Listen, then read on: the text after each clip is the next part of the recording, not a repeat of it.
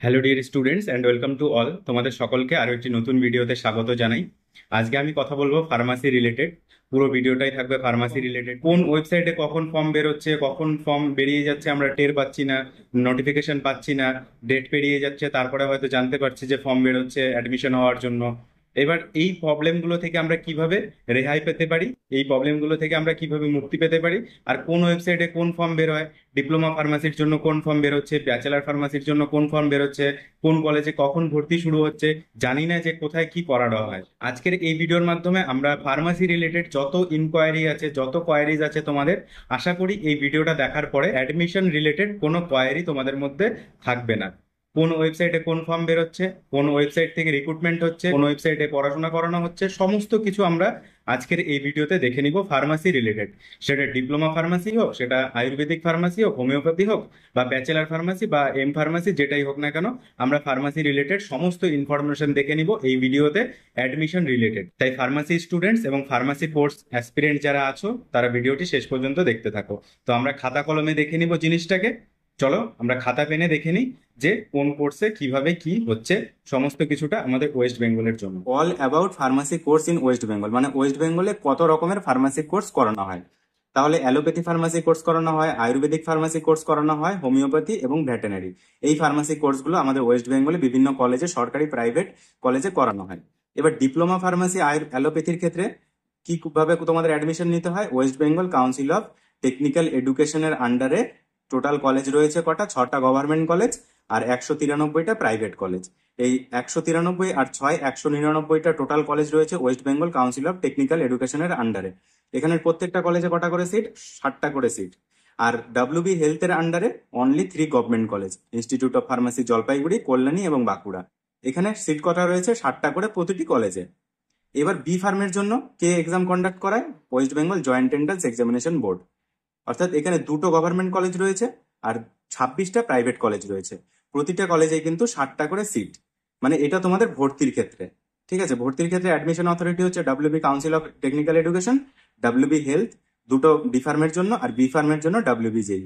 আর M ফার্মের জন্য তোমাদের ইউনিভার্সিটি অফ নর্থ বেঙ্গল রয়েছে, ইউনিভার্সিটি অফ যাদবপুর, এখানে করানো হয়। তো আমাদের সেটা মোটো না, আমাদের মেন মোটিভটা হচ্ছে আমরা ক্লাস 12-এর পরে যেহেতু ডিপ্লোমা ফার্মাসি আর বি ফার্মাসির জন্য অ্যাপ্লিকেবল, সেই জন্য আমরা এই দুটোকে আগে যদি জেনে যাই, তাহলে আমরা ফার্মাসি কোর্সে ভর্তি হলে যারা ভর্তি হয় তারা এম ফার্মাসি কোথায় করানো হয়, কতগুলো সিট রয়েছে, কি রয়েছে, সব তারা নিজেরাই জেনে যায়। তো সেটা নিয়ে পরে বলছি। তো এবার এক্সামিনেশন অথরিটি, এবার তুমি মনে করো ডি ফার্মেসিতে ভর্তি হলে, ডি ফার্মেসিতে ভর্তি হওয়ার পরে তোমাদের এক্সামটা কে করাবে, West Bengal council of technical এডুকেশনের আন্ডারে যে পলিটেকনিক কলেজগুলো রয়েছে সেখানে তুমি ভর্তি হয়ে গেলে। এবার সেখানে ভর্তি হয়ে যাওয়ার পরে তোমাদের ফার্স্ট ইয়ার এবং সেকেন্ড ইয়ার তো 2 বছরের কোর্স, 2 বছর তোমাদের এক্সামিনেশনটা কে করাবে, এক্সামিনেশন করাবে West Bengal council, state council of technical education. আর তিনটে যে সরকারি কলেজ রয়েছে, সেই তিনটে সরকারি কলেজে ফার্মাসি কল্যাণী, বাঁকুড়া এবং জলপাইগুড়ি, এই তিনটি কলেজে SAMFWB অর্থাৎ state medical faculty of West Bengal তোমাদের এই ডিপ্লোমা ফার্মাসি কোর্সের সমস্ত যে পরীক্ষা নিরীক্ষা সেগুলো তোমাদের কন্ডাক্ট করাবে। আর WBGA এর আন্ডারে যে তুমি দুটো গভর্নমেন্ট কলেজ এবং 26টা প্রাইভেট কলেজ, দুটোর মধ্যে হচ্ছে একটি ইনস্টিটিউট অফ ফার্মাসি জলপাইগুড়ি আর একটা হচ্ছে তোমার ওই যাদবপুর ইউনিভার্সিটি, 60টা করে সিট। এবার এখানে এক্সামটি কে কন্ডাক্ট করাবে, তোমরা যে 4 বছরের কোর্স করবে বি ফার্মেসি, তাহলে এখানে তোমাদের কন্ডাক্ট করাবে exam university of health science, West Bengal university of health science তোমাদের এই এক্সামটি কন্ডাক্ট করাবে। কারণ আন্ডার গ্রাজুয়েট কোর্স যেহেতু এটা ইউজি কোর্স বি ফার্মেসি, সেই জন্য তোমাদের ইউনিভার্সিটির আন্ডারে, ওয়েস্ট বেঙ্গল হেলথ ইউনিভার্সিটির আন্ডারে তোমাদের এই পরীক্ষা নিরীক্ষাগুলো অ্যাডমিশন হয়ে যাওয়ার পরে সমস্ত কিছু সার্টিফিকেটও এরাই দেবে। সার্টিফিকেট এরা দিবে ডি ফার্মেসির, ডাব্লিউবি হেলথের আন্ডারে ভর্তি হলে। তারপরে তুমি যদি ডি ফার্মাসির সার্টিফিকেট নাও তাহলে এখানে দিবে। আর সবগুলো ফার্মাসি যে কোনো কোর্সের জন্যই কিন্তু তোমাদের ওয়েস্ট বেঙ্গল ফার্মাসি কাউন্সিলের সার্টিফিকেট দেওয়া হবে। তো এবার সবগুলো কোর্সের জন্যই তোমাদের ওয়েস্ট বেঙ্গল ফার্মাসি কাউন্সিলের সার্টিফিকেট তোমরা পাবে, কিন্তু ইনিশিয়াল সার্টিফিকেট এরাই দেওয়া হবে, এরাই এক্সাম তোমাদের যে মার্কশিট হবে তারা এরাই প্রিপেয়ার করবে। এবার আয়ুর্বেদিক ফার্মাসির কথা আসি। আয়ুর্বেদিক ফার্মাসিতে ডি ফার্মাসি করানো হয় শুধু আয়ুর্বেদাতে। এখানে ডাব্লিউবি হেলথের মাধ্যমে তোমাদের ভর্তি হতে হয়। আর একটাই মাত্র কলেজ রয়েছে, Biswanath Ayurvedic medical college and hospital, মহাবিদ্যালয় অ্যান্ড হসপিটাল। এখানে 30টা সিট রয়েছে মাত্র, মানে অল ওভার ওয়েস্ট বেঙ্গলে।